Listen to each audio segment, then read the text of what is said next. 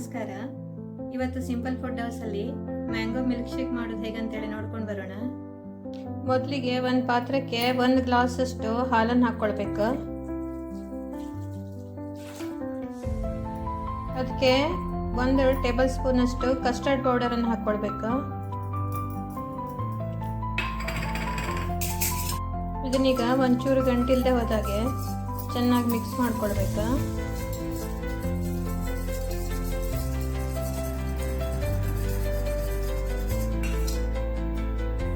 ಈಗ ಕುದಿತಾ ಇರೋ ನೀರಿಗೆ ಒಂದು ಅರ್ಧ ಬೌಲ್ನಷ್ಟು ಸಾಬಕ್ಕಿನ ಹಾಕ್ಕೊಳ್ಬೇಕು. ಇದನ್ನ ಈಗ ಬೇಯಿಸ್ಕೊಳ್ಬೇಕು.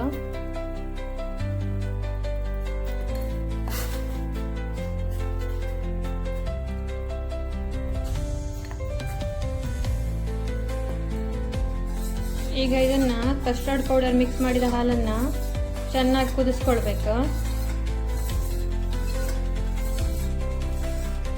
ಅಡಿ ಹಿಡಿದೆ ಹೋದಾಗೆ ಸೌಟಿಂದ ಹೀಗೆ ಮುಗಿಸ್ತಾ ಇರಬೇಕು.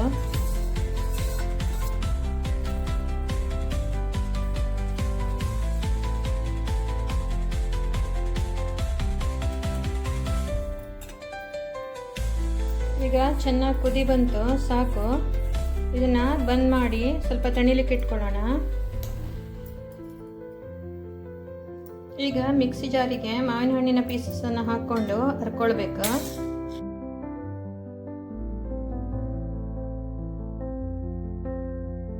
ಈಗ ನಮ್ಮ ಕಸ್ಟರ್ಡ್ ತಣಿದಿದೆ.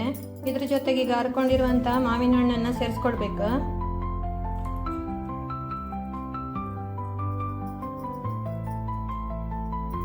ಇದು ಸ್ವಲ್ಪ ತಿಕ್ ಅನ್ಸಿದ್ರೆ ಇದಕ್ಕೆ ಇನ್ನೊಂದು ಸ್ವಲ್ಪ ಹಾಲನ್ನು ಸೇರಿಸ್ಕೊಳ್ಳೋಣ.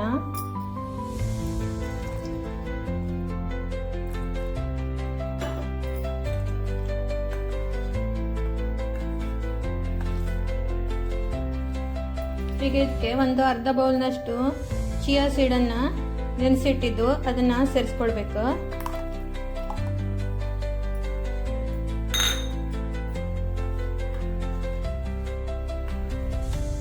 ಈಗ ಸೌತೆಕಾಯಿ ಬೇಯಿಸಿದ್ದು ಇದನ್ನ ಹೀಗೆ ಕಾಳಿಸ್ಕೊಳ್ಬೇಕು.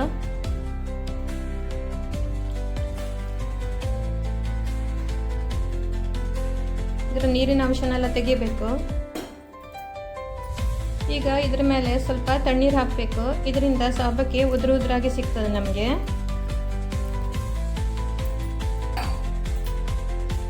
ಈಗ ಇದಕ್ಕೆ ಸಬ್ಬಕ್ಕಿನ ಸೇರಿಸ್ಕೊಳ್ಳೋಣ.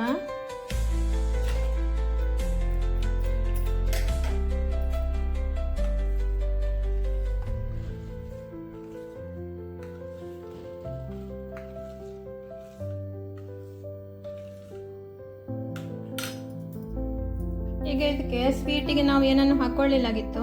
ಈಗ ಒಂದು 4 ಟೇಬಲ್ ಸ್ಪೂನ್ ಅಷ್ಟು ಜೇನುತುಪ್ಪನ ಹಾಕೊಳ್ಳೋಣ. ಇದು ಹೆಲ್ದಿ ಆಗಿರ್ತದೆ.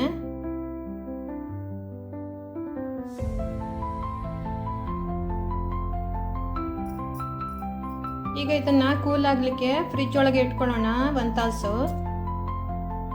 ಈಗ 1 ತಾಸು ಆಗಿದೆ. ನಮ್ಮ ಮ್ಯಾಂಗೋ ಮಿಲ್ಕ್ ಶೇಕ್ ಕೂಲ್ ಆಗಿದೆ. ಈಗ ಇದನ್ನ ಸರ್ವ್ ಮಾಡೋಣ.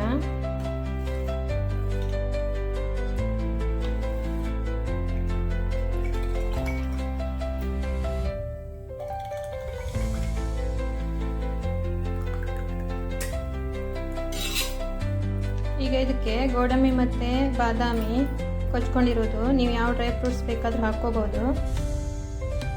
ಈಗ ಹಾಕ್ಕೊಳ್ಬೇಕು.